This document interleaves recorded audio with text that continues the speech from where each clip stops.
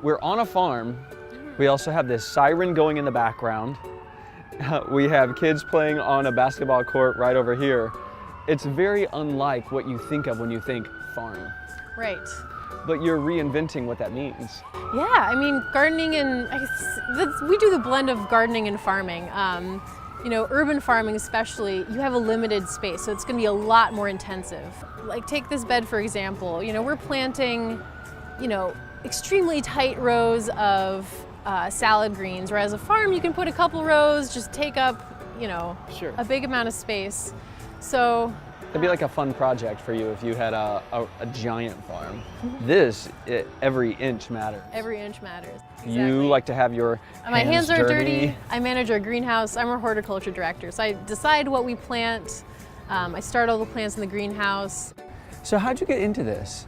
Well, I finished college and wanted to do something, just, you know, get off the books for a little bit. So I found a farm and just started doing it. And one thing led to another. How often are you here to do the harvesting, to do the replanting? I'm here every week. Okay. You know, I adjust the irrigation. You know, the flowers have to be picked weekly. The salad greens also harvested weekly. On this rooftop, this is, in my mind, the extreme of farm to table, because this is almost like living on a farm when you think about it, because the table is directly across the sidewalk at Timber Pizza. The farm is on this rooftop. I would think the carbon footprint, I mean, there is no. There's 0 food miles. I think there's more distance vertically than there is crossing the street. Which is pretty incredible. I mean, do people come to you and say, this is what I want? Can Love and Carrots help me actually do that? That's what we do. We're all custom. It doesn't look like it, but it's fully seeded. Even over there. Even that's all gonna be pea shoots and mint.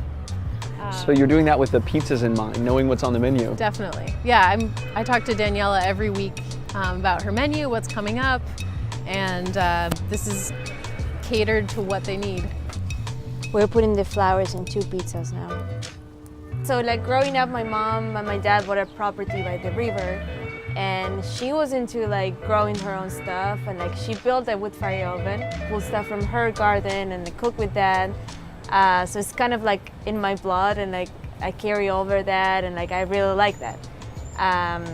I was trying to get a community garden spot for me, for my house, for a long time, but like, you know, those fill up super quick and you have to be in waiting list. So when Andrew said like, yeah, like we can do something like that at my place, I was like so excited. Are you encouraged by, you know, for the first time we're seeing more young people get into farming in like 100 years. What do you think it is about farming that's drawing people back? And 69% of them have a college education. Yes, you sat for school for, I don't know, 16 years at least, and then saying like, I want to be on the land, you know? I think it's just, yeah, wanting a real job, to feel connected and like you're making a change. I found Meredith, who founded Love and Carrots, through Craigslist about 5 years ago. We don't advertise on Craigslist anymore. Yeah.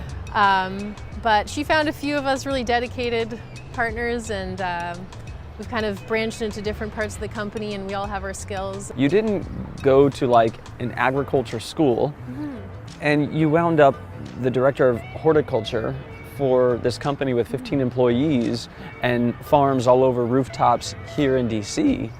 What an odd path you took, huh? Yeah. But you land where you're supposed to.